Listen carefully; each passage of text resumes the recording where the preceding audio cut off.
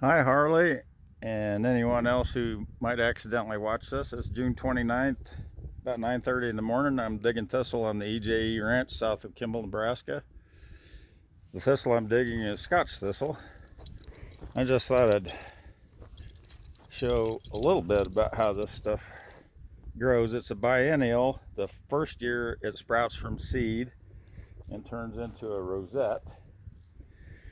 And I don't see any examples of rosettes still in the ground. I dug a few out here. I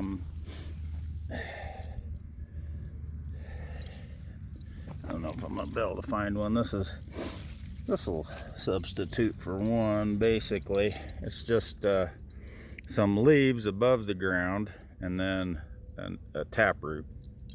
Over the winter, it goes dormant, and then in the spring, it shoots up a big stalk like this.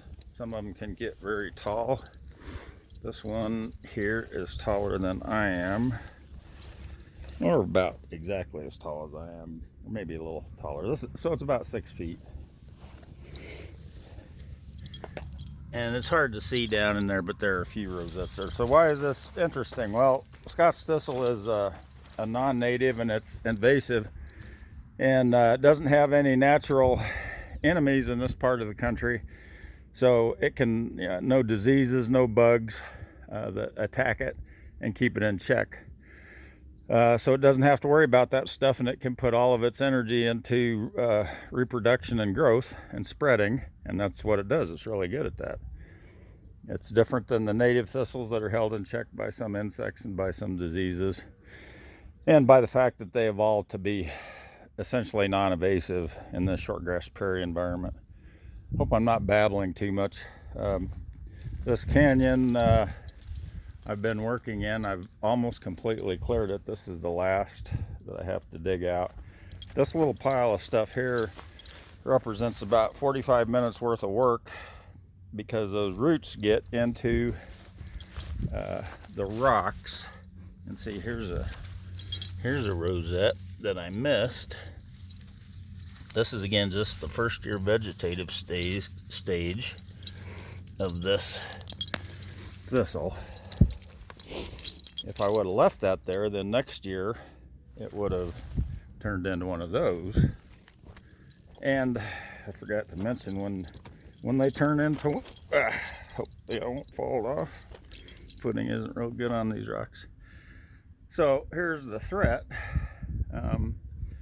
All of these flower buds are going to open into gorgeous iridescent purple flowers. They're just absolutely stunning. And but the problem is that each one of those flowers, see all those little pokey things in there, every single one of those, and there's thousands and thousands of them, are seeds. And they'll turn into more thistles. So the question is, how do you get rid of this stuff? The answer for my ranch is digging it. It takes a lot of time and effort.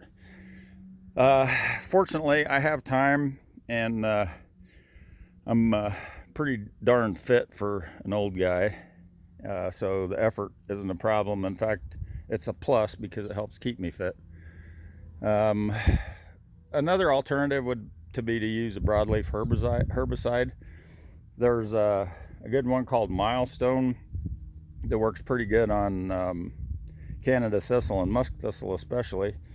And I use that on Canada and musk thistle, and I use it carefully, and I only use direct application to the plant, because when you're using a herbicide is a plant poison, and even though it's a broadleaf specific plant poison, it still has an effect on grass, which is where we make our money, and it also has an effect on native broadleaves, which you want to encourage. You want to keep those in the shortgrass prairie ecosystem, because they're supposed to be here.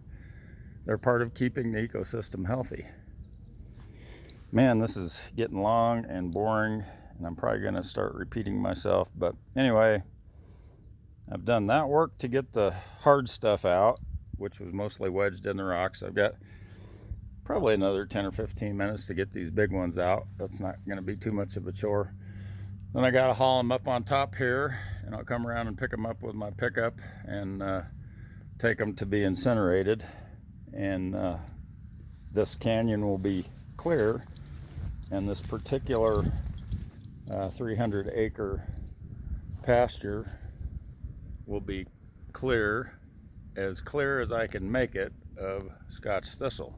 Now, as clear as I can make it isn't completely clear, because I know I've missed some. I've missed a lot of rosettes.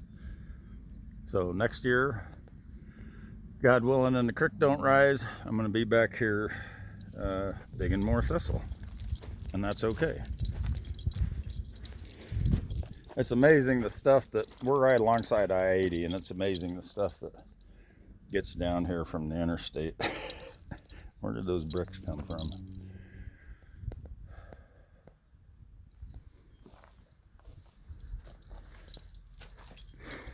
I guess I could also mention that one of the things that, I mean, look at this, all this stuff came in from the interstate. There's a nest. Yay. Sounded like a dove. Looked like a dove. Those are dove eggs, and they're mourning dove eggs.